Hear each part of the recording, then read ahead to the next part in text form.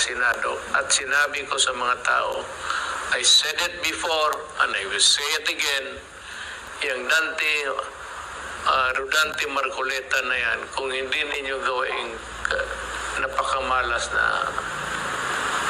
bansang ito. What I would like him, ako mismo isang Pilipino, gusto ko, Marcoleta sa Senado. Yan ang sinasabi ko sa... Kung buboto kayo at maniwala kayo sa akin, iboto ninyo Dante Marcoleta. Narinig na kita noon, pero hindi tayo kilala. Nung nainteresado ako sa iyo,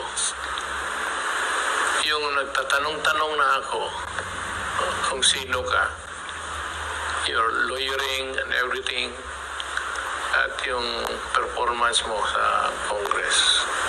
But I was really impressed yung pagdala mo sa kaso ng gobyerno, or at least yung nag-neutral ka man, pero nilabas mo yung totoo. Hindi ka takot sa mga oligarchs, hindi ka takot sa pera nila, at ginawa mong ikaw yung nagsasalita para sa lahat ng gustong sabihin nila, hindi nila masabi at nasabi mo. There are few men, sabihin ko sa iyo, without meaning to offend the rest of the guys there na kung saan tayo napunta at kayo nagtatrabaho. You seldom see committed persons talaga sa trabaho nila. And I was, said, very much impressed by your behavior, performance, yung nilak ni sinabi mo sa lahat. Pinalabas mo ang lahat kung ano ang mali ng gobyerno dito sa ABS-CBN na sa matagal na panahon, I said, the government, and even ako, na walang, ako, pinaputok ko lang yung mga mali nila, but nobody carried the name of the Republic of the Philippines, parang doon sa Kongreso, ikaw yun. And I was very much impressed, so nagtatanong ako. You are a principled man, integrity, at nung alam ko, nung nalaman ko, kung makipag-away ka ng tao o isang korporasyon or ahensya, be it in government or outside, nakita ko yung passion mo to ferret out the truth. So kaya ako yung mismong personal nagsabi sa iyo, kung sana maging senador ka, tumakbo ka. So yan ang gusto ko, manalo ka, use the passion that you have in your heart to work for the Filipino people, lalo na ako paalis na. At ako'y bilib sa iyo, at totoo lang, because I like honest persons, men of integrity. At kung sakali man, God willing, kung ipagpala lang ng Diyos sa atin, kung masenador ka, ano pa ang madagdag mo sa pagka-lawyer mo at kung maging senador ka, what would be the meaningful legislation that you have in mind na magawin mo kung nandiyan ka na sa Senado? Ay nakita ko po yung nailatag ninyong magagandang programa. Ang nais ko po ay may pagpatuloy ang mga yun. Unang-una na po yung ating infrastructure program na inyong naisulong. Nakita ko naman po talaga na sa panahon nyo lamang umabot yung 5.1% na ratio ng infrastructure spending sa ating GDP. Well, hindi po nangyari yun sa mahabang panahon. Matagal na po ako sa Kongreso, Mr. President, ngunit naglalaro lamang po sa 2%. ng ating GDP ang nailalatag na infrastructure program. Napaka-importante po nun sapagkat kapag nailatag yung infrastructure backbone po ng ating bansa, alam naman po natin ma-attract ang investments. Hindi lamang dito sa bansa natin, lalong-lalo na po sa ibang mga bansa na pupunta sa ating bayan para dito magbukas ng maraming negosyo. At yun ang magiging simula kung paano natin mapapalago ang ating ekonomiya.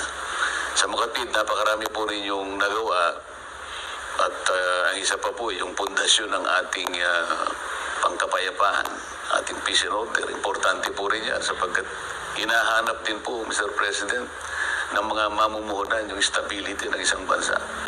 Kapag magulo po yung bansa, hindi po ako maniniwala na talagang uunlad ito, pagunlad.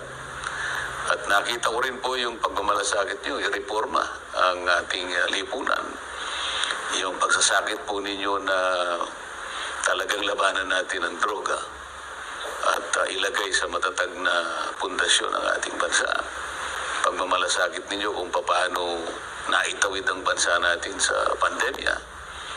Siguro nga po kung hindi tayo nabot ng pandemya, Mr. President, sa nakita kong paglakas ng ekonomiya natin, halos hindi tayo bumababa ng 7% per quarter. Talagang tinamaan lang po tayo ng pandemya, Mr. President. Kung hindi nga lang siguro dumating ito, nakita ko na siguro ang pinakamagandang antas ng ating ekonomiya. Gusto ko pong ipagpatuloy yun, Mr. President, at meron pa po akong nakita na kasi matagal na panahon po yung kuryente, yung pong presyo ng kuryente ay talagang mataas po. Hindi po natutupad yung layunin ng batas. Pagka 21 years ago, nakalagay po talaga affordable ang rates ng ating elektrisidad. Paano? Sapagkat nandun din po sa provision ng batas. Ang problema lang, ang maraming kasamahan po natin sa Kongreso ay hindi naman po talaga nagsisikap na talagang ayusin yung dapat na ayusin. Nandun po yung mga provisions ng tinatawag nating ARCOA. Ito po yung renewable. Ito po yung mga yung aggregation po at saka yung retail energy. Nandun po yung kung paano mape-break up po yung monopolistic market ng distributors ngayon into a contestable market. Yun po yung paraan para maibaba natin ang presyo ng kuryente. At yun nga pong problema ng ating sakahan, Mr. President. Napakaganda po ng mga batas natin. Hindi po nagkakaroon ng pagkakataon na maipatupad na mabuti sapagkat alam naman po ninyo, napakatindi rin po ng corruption sa bansa na gusto ko rin po sanang makatulong doon sa paraan na inyong nais mangyari. Alam ko pong pinagsikapan ninyo. At nakita ko po yung isang paraan, Mr. President, sapagkat sa matagal na panahon, kung mapapansin po rin yung Commission on Audit, ang modality po nila ay post-audit. Ibig sabihin po, mag-audit sila pagkatapos na ng programa. Papasok sila pagkatapos na ng project. Mag-audit sila pagkatapos ng fiscal year. Samantalang kung titingnan po natin yung State Audit Code of the Philippines, sinasabi po niya ron ay preventive. Maging ang saligang batas po natin, Mr. President, ay sinasabi, if the internal audit control of an agency is inadequate or weak, dapat po ay magsagawa ng special measures or pre-audit ang COA. Sapagkat pag nag-pre-audit daw po sila ay medyo babagal daw po ang pagpatupad ng ating mga infrastructure projects o anumang programa. Ang sabi ko naman, hayaan mo nang ma-delay ng konti. Ang importante po ay masinop natin yung pera ng bayan. Kung makikita po natin, Mr. President, halos every year at halos lahat po ng ehensya ng ating pamahalaan, sangayon na rin sa ulit ng COA, ang dami pong anomalya. Pero palagi na lamang pong report, Mr. President. Wala naman pong nangyayari na malikom nila yung inulat nilang anomalya. Ang dapat na mangyari ay masino, ma-prevent. Sapagat yun po yung sinasabi ito sa Section 33 ng State Audit Code of the Philippines. It should be preventive. Hindi po dapat post-audit.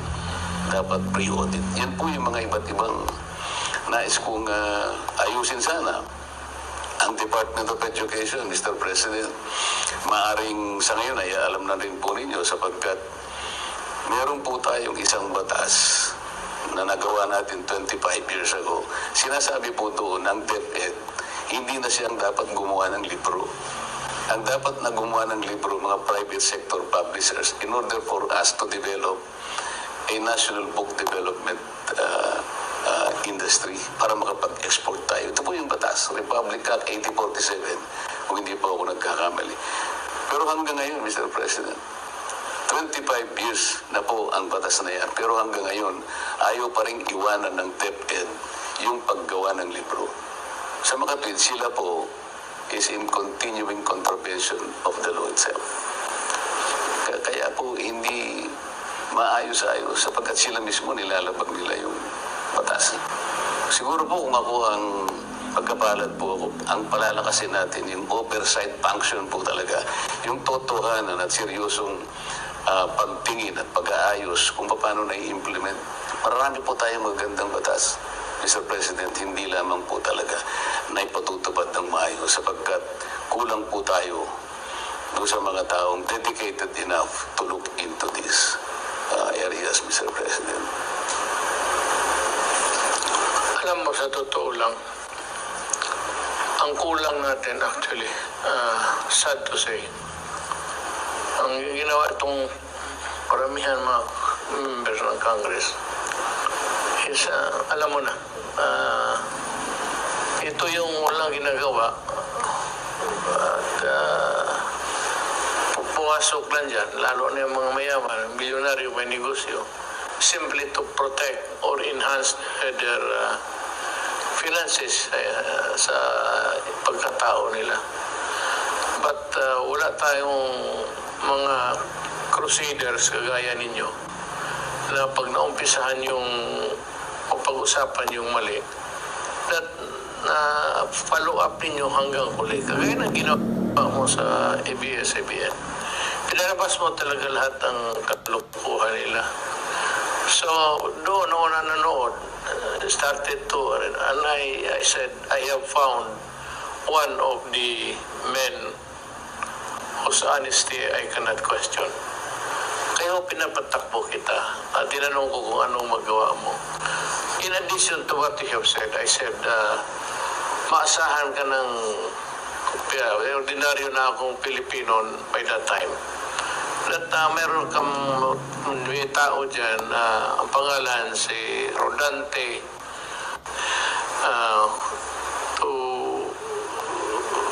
to help us in our campaign against corruption. Marami yung ano dyan, na hindi, umpisahan lang tapos nawala na pagkatapos. They do not even bother to ask yung ahensya na napunta, no? Ito si whatever, kung maawa niyo, Senador Marcoleta, saan, anong nangyari yung resolution namin na pinasa siya? Nawawalan in the maze of, sa karaming trabaho. Madali mawala yan. So, yung seal mo ng ni Rodante, Marcoleta, doon ko nakita, na talagang pinupursigir mo hanggang to the end. And that is why ang CBN, na-discover natin maraming mali at pwede talagang mahabol sila, and even sa back taxes and the falsification noon sa sinabi mo yung lupa na 4 hectares lang ba yan? It was made to appear when all in all it was 400 square meters or something. Yun. Doon dapat magpasalamat na Pilipino na inilabas mo yun at magbayad sila ng wastong buwis. So, para sa akin, kailangan natin kung marami kayong ganun ang asal sa buhay, maraming Rolante, Marcoleta ang nasa dapat na sa Senado.